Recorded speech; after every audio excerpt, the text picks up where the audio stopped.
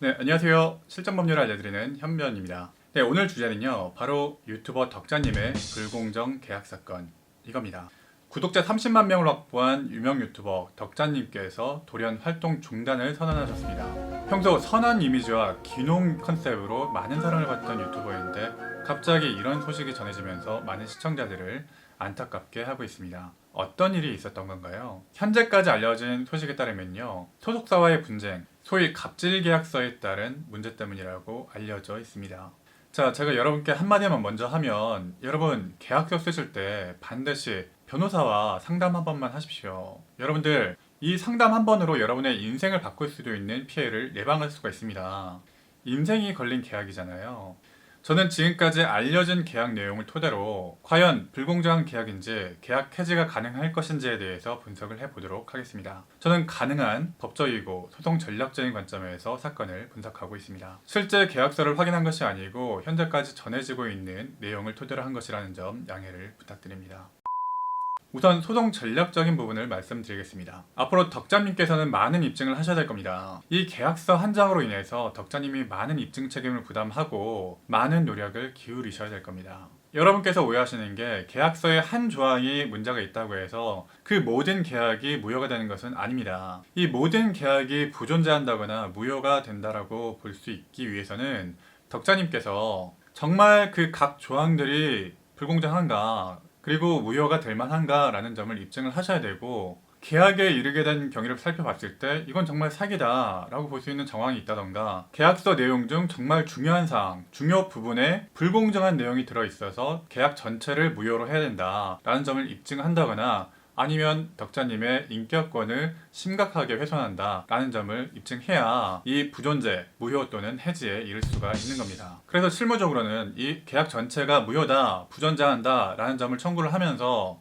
예비적으로 이 계약 조항들이 불공정하고 소속사 측에서 그 의무 이행도 하지 않았다 라는 점을 들어서 계약 해지를 같이 청구합니다.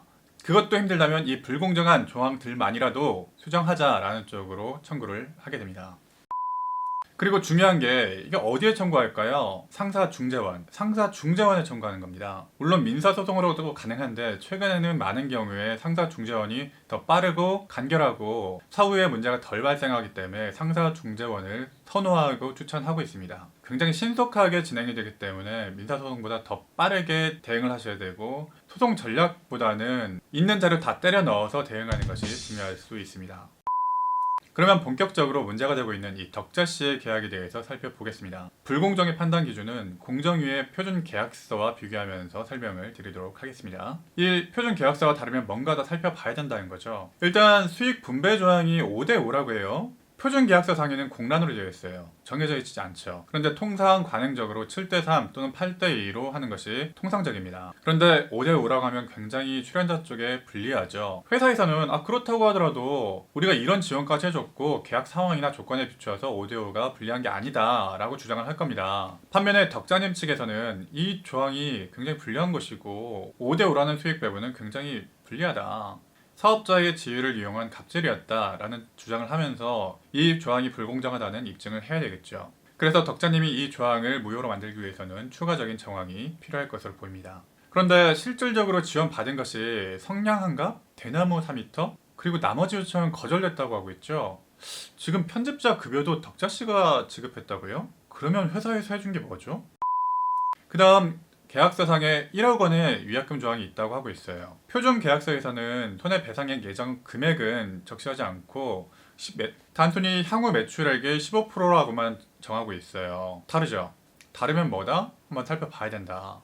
회사에서는 투자된 비용이 있고 지출된 비용이 상당하기 때문에 위약금을 1억 원 받아야 된다라고 주장을 할 겁니다. 그러면요, 덕자님 쪽에서는 아니다, 난 투자 받은 게 없고 당신들이 지출한 비용도 그만큼 되지 않는다 라는 점을 입증해서 이 위약금 조항 자체를 무효화시키거나 최소한 감액시켜야 되겠죠. 또 이 조항 자체가 누구에게 귀책 사유가 있는지를 묻지 않고 일방적으로 회사에 귀책 사유가 있다고 하더라도 덕자씨에게 위약금을 내라고 하는 취지라면 이건 상당히 불리한 조항으로 작용할 수가 있어요. 이 신뢰관계 훼손에 대해서 상당한 책임이 회사에 있음에도 불구하고 덕자씨가 1억 원을 몰아내야 된다고 하면 이건 상당히 문제가 있는 조항이겠죠. 그리고 지금 덕자씨에게 직원 월급까지 청구를 하고 있다고 하죠. 네, 비용 청구 가능은 해요. 그런데 판례는 이 출연자에게 직접적으로 지출된 비용을 청구할 수 있다라고 하고 있어요. 직접적으로 청구되는 건지 확인해 봐야 되겠죠. 직원 월급이 직접적으로 지출된 비용일까요?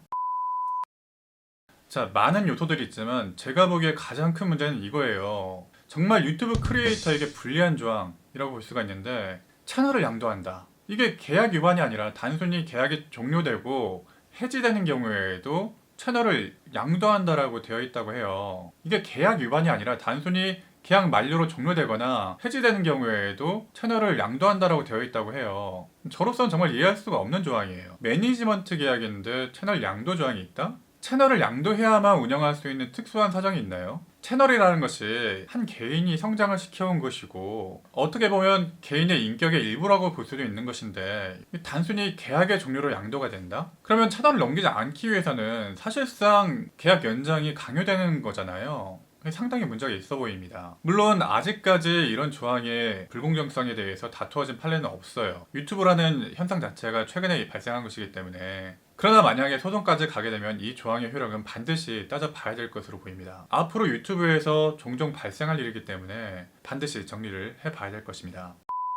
결론적으로 현재까지 나와 있는 입장은 덕자 씨의 입장이고, 사측의 입장은 아직까지 나와 있지가 않아요. 그래서 사측의 입장이 더 나오게 되면 더 정확한 구체적인 정황이 드러나겠지만, 현재까지 덕자 씨 또는 그 주변인에 의해서 알려져 있는 계약 조항들은 상당히 불합리한 조항이 있는 것으로 보입니다. 제가 만약 출연자 측의 변호사였다면 계약 체결 단계에서 이런 계약은 체결하시지 않는 것이 좋겠다, 혹은 계약 체결을 유보하시고 이 독소 조항들에 대해서 수정하시고, 수정이 안 된다고 한다면 체결을 하면 안 된다라고 조언을 드렸을 거예요. 출연자 입장에서 너무 많은 리스크를 감당해야 되니까요. 계약서는 가장 중요한 증거입니다. 그러나 이 계약서가 반드시 절대적인 것은 아니라는 거. 이 계약 조항 각각을 따져보고 계약 조항에 문제가 없는지, 불공정한 약관은 아닌지 따져보시고, 사회상규에 반하거나 그 내용이 표준계약서와 다르고 또 약관규제법에 의해서 효력을 다투어 볼 수 있는 여지는 충분히 있다고 보여집니다. 그래서 덕자님께서 이 계약서상 중요한 부분에 대해서 이 내용이 불공정한 계약이고 무효의 여지가 있다라는 점을 입증하시게 되면 계약 해지도 가능할 수 있는 사안으로 보여집니다. 다시 한번 강조하지만 사람을 믿는 것은 좋다. 그러나 계약서는 잘 써라. 오늘 이렇게 정리할 수 있겠습니다. 부디 덕자님께서 이 사건을 원만하게 해결하시고 다시 한번 유튜버로서 우리 곁에 돌아오실 수 있기를 기원합니다. 오늘 영상 여기서 마치겠습니다. 현정이었습니다.